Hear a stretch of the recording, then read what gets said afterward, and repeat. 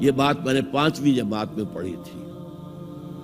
علامہ اقبال کی نظم شکوہ جواب شکوہ میں نے پڑھی. بانگ درا مجھے میرے بڑے بھائی صاحب نے بھیج دی تھی. ایک شعر تو وہ ہے بانگ درا کا جو میرے تحت الشعور میں کہیں چپک گیا تھا اور میری پوری زندگی کو اس نے ایک رخ پر ڈالا ہے. وہ زمانے میں معزز تھے مسلمان ہو کر اور تم خار ہوئے تاریک قرآن ہو کر. دیکھیے یہ بات صرف اقبال نے نہیں کہی. وہ داڑھی مڈا تھا, عالم تو نہیں تھا. یہی بات کہی 14ویں صدی کے مجدد اعظم شیخ الہند مولانا محمود حسن اسیر مالٹا نے. 4 سال کی اسیری کے بعد جب رہائی پا کر آئے تھے 1920 میں, اور رہائی کیوں ملی تھی کہ ٹی بی 3rd سٹیج کو پہنچ گئی تھی. انگریز ڈرتا تھا کہ اگر ہماری اسیری ہی کے اندر کہیں انتقال ہو گیا تو کہیں طوفان اٹھ جائے گا, لہذا چھوڑ دیا.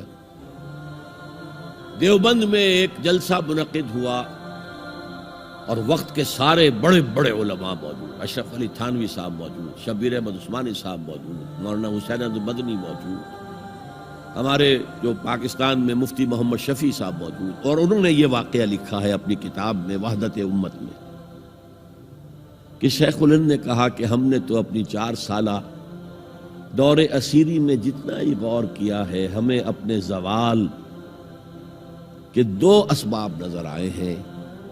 ایک ہمارا قرآن کو ترک کر دینا, یہ لفظ ہے اس کے اندر, نوٹ کیجئے. حالانکہ علماء نے قرآن کو ترک کیا ہے,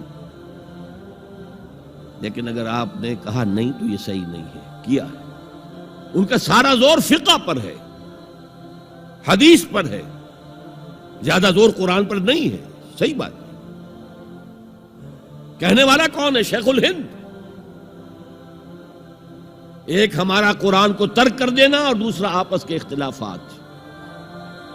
اور مفتی شفیع صاحب نے اس کے اوپر پھر یہ گرہ لگائی کہ حضرت شیخ نے جو 2 باتیں کہی تھی حقیقت میں ایک ہی ہے. ہمارے اختلافات بھی اسی لیے کہ ہم نے قرآن کو ترک کر دیا. تو یہ ہے ایک شعر جو میرے ذہن میں چپک گیا تھا. پھر قرآن سے اللہ نے جو ایک مناسبت دی ذہنی قلبی, اللہ کا شکر ہے, اللہ کا فضل ہے. دوسرا شعر وہ ہے کہ وقت فرصت ہے کہاں, کام ابھی باقی ہے, نور توحید کا اتمام ابھی باقی ہے. پورے کرہ ارضی جب تک کہ توحید سے جلوگر نہ ہو جائے اور اسلام کا ڈنکا نہ بج جائے, اس وقت تک حضور کا مشن مکمل نہیں ہے. حضور حوالے کر کے گئے تھے امت کے. خطبہ حجۃ الوداع میں آپ نے سوال کیا الا هل بلغت, اور 1.25 لاکھ کے مجمع نے جواب دیا انا نشهد انك قد بلغت الرسالة واديت الامانة ونصحت الامة وكشفت الغمة. ہاں حضور ہم گواہ ہیں, آپ نے حق رسالت ادا کر دیا, حق امانت ادا کر دیا, مسلمانوں کی خیر خواہی کا حق ادا کر دیا, امت کی خیر خواہی کا, اور گمراہی کے پردے چاک کر دیے. 3 دفعہ حضور نے سوال کیا, 3 دفعہ جواب دے کر پھر آسمان کی طرف نگاہ اٹھائی اور انگشت شہادت سے اشارہ کیا اور پھر لوگوں کی طرف اللہم اشہد اللہم اشہد اللہم اشہد, اے اللہ تو بھی گواہ رہے, یہ مان رہے ہیں کہ میں نے پہنچا دیا. اسے میں کہا کرتا ہوں سائی آف ریلیف. کندھوں پر ایک بہت بڑا بھاری بوجھ آ گیا تھا, بہت بڑی امانت تھی قرآن. اس کے پہنچانے پر کیا کیا تکلیفیں اٹھائی ہیں. پاگل کہے گئے, مجنون کہے گئے, شاعر کہے گئے, ساحر کہے گئے, مسحور کہے گئے, کیا نہیں کہا گئے.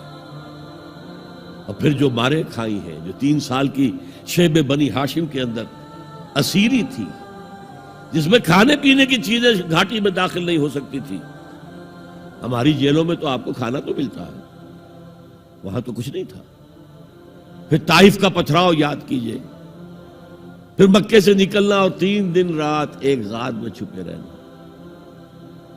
پھر مدینے کے اندر آپ کو معلوم ہے غزوہ بدر آ رہی ہے, اس میں 70 اگر کافر مارے گئے تو غزوہ احد میں 70 صحابہ شہید ہوئے, جن میں حضرت حمزہ بھی ہیں. 3 رشتے ہیں حضرت حمزہ سے حضور کے, چچا بھتیجا, سب کو بس یہی معلوم ہے. چچا بھتیجا، خالہ زاد بھائی، دودھ شریک بھائی، اور عربوں میں دودھ شریک بھائی حقیقی بھائی کے طور پر ہوتا تھا. اور ان کی لاش سامنے آئی ہے کہ ناک کاٹ لی گئی ہے، کان کاٹ لیے گئے ہیں، اور پیٹ چاک کر کے کلیجہ چبایا گیا ہے.